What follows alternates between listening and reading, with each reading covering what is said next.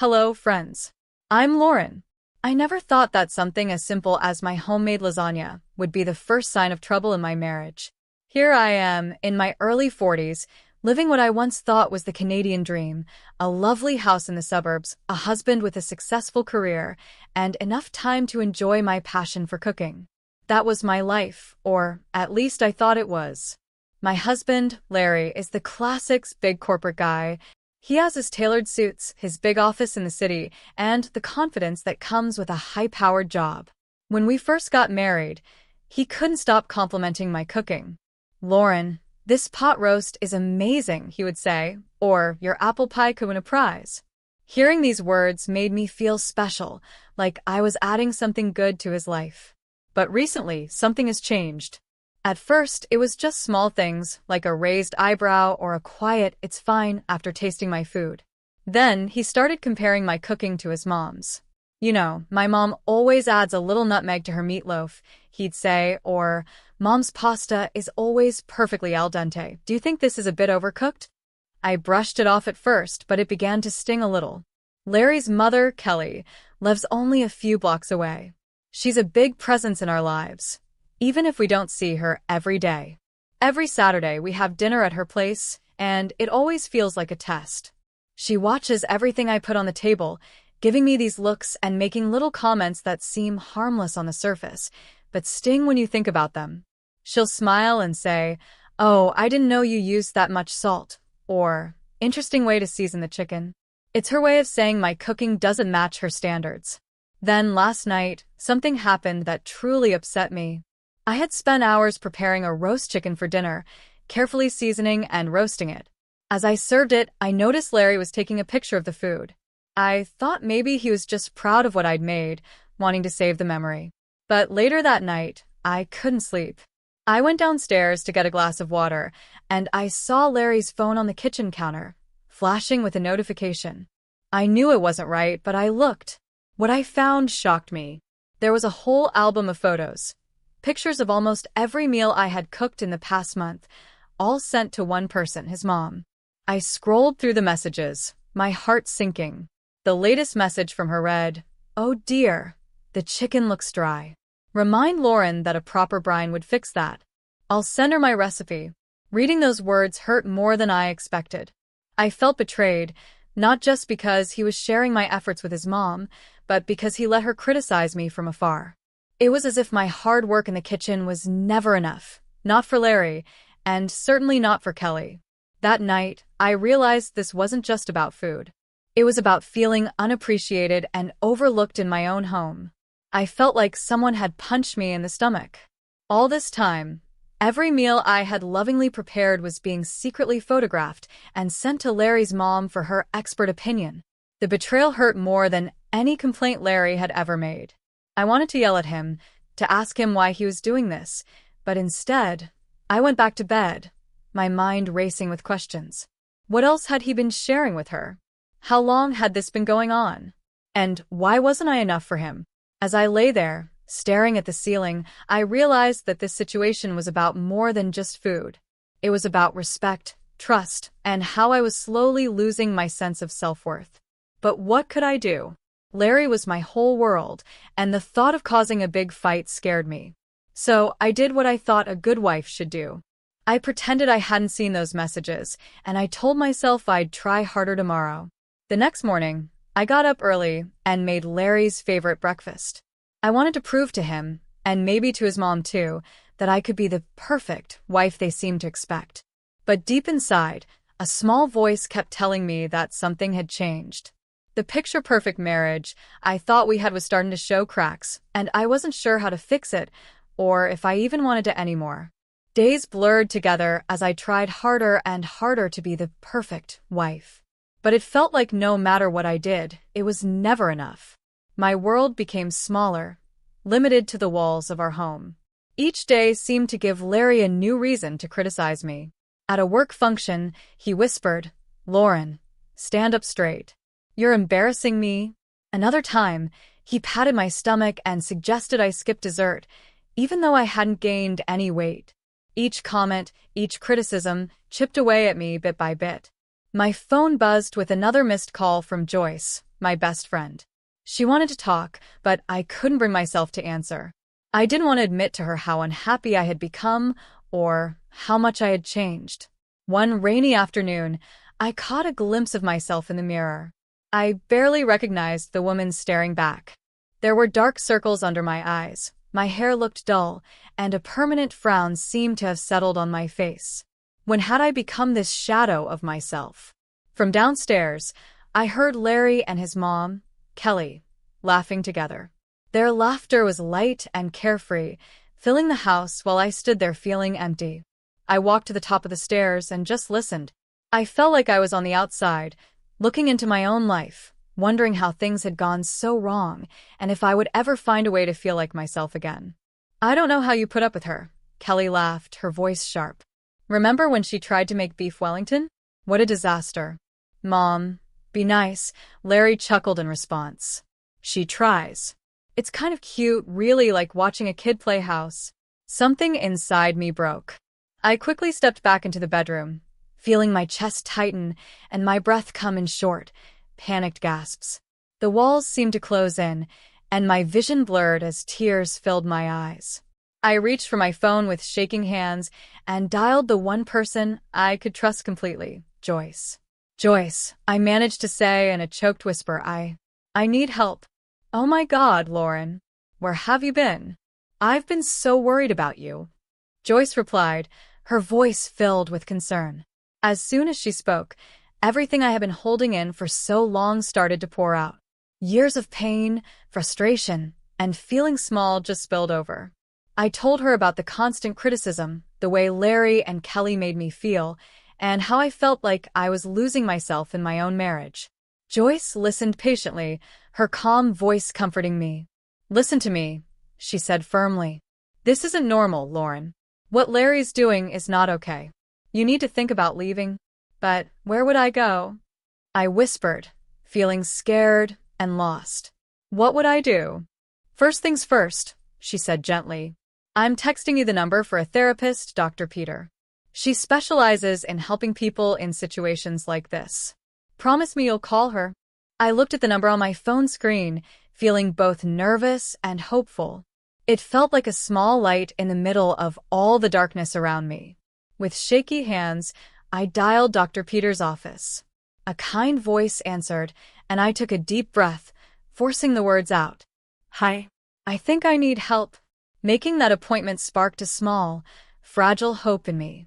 For the first time in a long while, I felt like maybe I could find a way to feel whole again. When I walked into Dr. Peter's office, the plain white walls felt oddly comforting, like a blank page where I could begin telling my story. I sat nervously, twisting my fingers as Dr. Peter looked at me with gentle eyes. "Lauren," she said softly, "why don't you tell me why you're here?" Her voice was warm and encouraging. Slowly, I began to open up, sharing all the hurt, manipulation, and self-doubt I'd been carrying. Session by session, Dr. Peter helped me see patterns I hadn't noticed before, showing me how deeply Larry's words and Kelly's judgments had affected me. "Your worth isn't determined by Larry's approval or Kelly's standards," Dr. Peter reminded me. What did Lauren love before all of this? That question struck me deeply. I thought back to a time when I found joy in cooking, not cooking to impress or please, but simply because I loved creating something delicious for myself. I realized I wanted to feel that happiness again.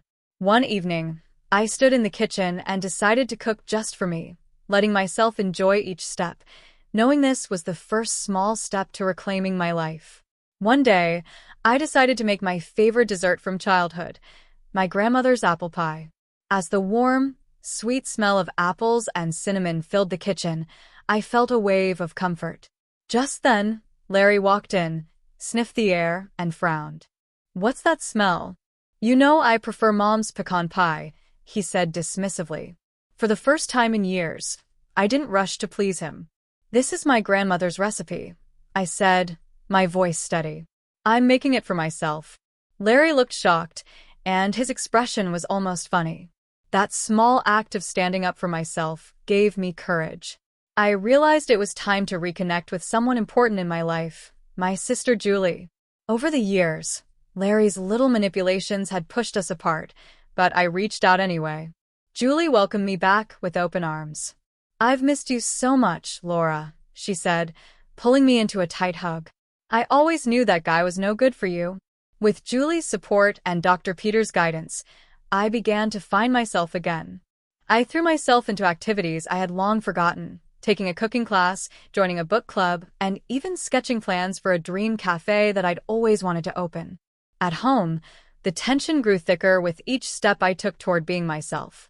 Larry's calm, controlled attitude started to crack. One night, after I refused to cancel plans with Julie, he snapped, "Since when do you talk back to me?" I looked him in the eye and replied, "Since I remembered that I'm a person, not your puppet." The words surprised both of us, but I felt stronger than ever.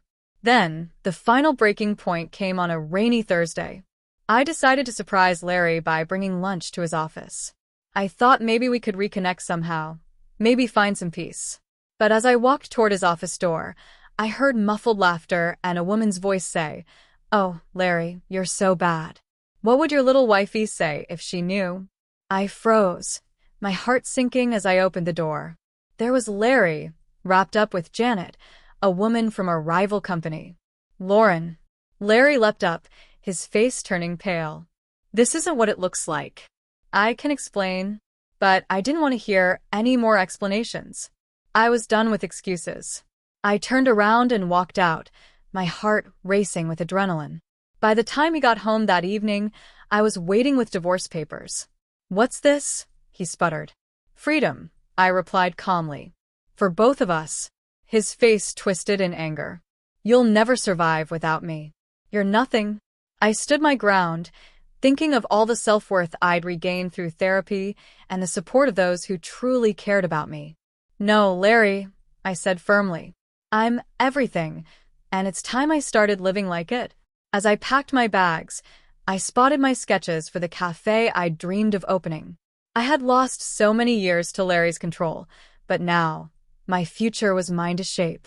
I walked out of that house with my head held high, leaving behind the timid version of myself and stepping into the life of the strong, passionate Lauren I was always meant to be. The day I signed those divorce papers felt like a new beginning for me. Larry's face was filled with a mix of anger and shock as I walked away, but I didn't turn back. I had my fair settlement to my freedom, and my eyes set on the future, a future I would create from scratch. On the opening day of my cafe, Lauren's Haven, I was both nervous and excited. The smell of freshly baked pastries filled the air, and I watched as the first customers slowly came in. My fears faded as I saw smiles spread across their faces with each bite they took. Soon, word spread about my little cafe, and Lauren's Haven became the talk of the town. Food critics loved the cozy, welcoming atmosphere and the delicious dishes, but what meant the most to me were the regular customers who came for comfort and warmth. As the cafe grew, so did I. The insecure woman I had been with Larry was gone. In her place was a confident, happy Lauren, living life her way. I heard through the grapevine that Larry had married Janet, and all I could think was, poor guy. I knew exactly what kind of future awaited him with her. Months went by, and Lauren's Haven continued to thrive. Then, one rainy afternoon, a messy, unsteady figure stumbled into the cafe. It took me a moment to realize it was Larry. His clothes were soaked, and he smelled of cheap alcohol. "Lauren," he slurred, his voice shaky. "You have to help me. Janet, she took everything." Between hiccups and tears, he explained that Janet had tricked him into signing over his money and shares of his business. Now, she was gone, leaving him broke and broken. "Please, Lauren," he begged. "I have nothing left." I looked at him, this man who once controlled my life, and felt a strange mix of pity and satisfaction. "I'm sorry, Larry," I said, my voice calm. "But your problems aren't mine anymore." Just then, as if on cue, Kelly walked in. Her usual proud attitude was gone, replaced with a look of desperation. "Lauren, darling," she pleaded, "surely you can spare something? We are family, after all." I couldn't help but laugh, feeling lighter than ever. "Family?" I said, shaking my head. "You both made it clear that I was never good enough to be family. Please leave." "You're disturbing my customers." Larry and Kelly shuffled out into the rain, defeated. As they left, I felt a weight lift off my shoulders. It was as if the last tide in my old life had finally unraveled. The next morning, as I unlocked the doors to Lauren's Haven, I felt truly free. I had built a new life, one filled with joy, purpose, and self-respect. I had finally let go of the past, and the future was wide open, waiting for me to embrace it. I opened the newspaper one morning and was stunned to see that Lauren's Haven had been named the city's best cafe. I could hardly believe it. My little cafe had become a place that people not only enjoyed but celebrated. It was an incredible feeling, knowing that all my hard work and all the changes I'd gone through had led me to this moment. To celebrate, I invited my closest friends, including Joyce and Julie, along with other wonderful people I'd met along the way.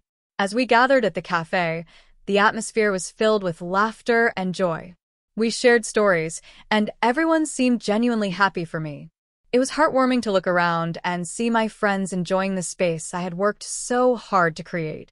The warm smells of coffee and pastries filled the air as we toasted to the success of Lauren's Haven.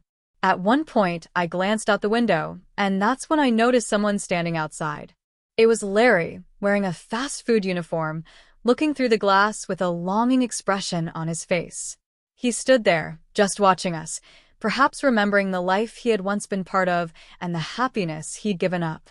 I could see regret in his eyes as he saw the joy and success he no longer had. For a brief moment, our eyes met, and then he looked away, disappearing into the crowd. Seeing Larry like that was a powerful reminder of how much had changed. It also made me think about the choices we make and how they shape our lives.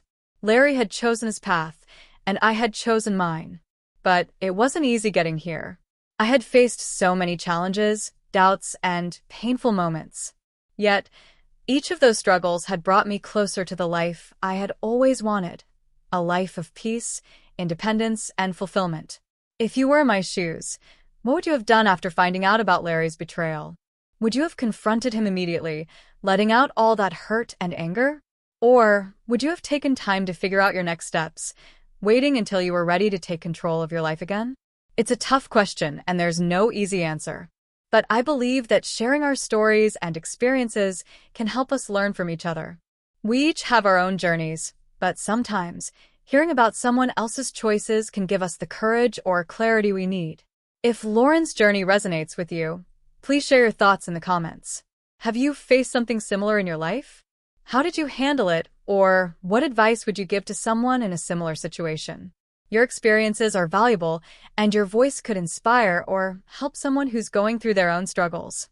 If you enjoyed Lauren's story and want to hear more tales of people overcoming challenges and finding happiness, hit that like button and subscribe. Remember, every story has the power to make a difference, and your voice might be the one that brings hope to someone else's life. Thank you for being part of this journey. Let's keep inspiring one another and finding strength in our own unique paths.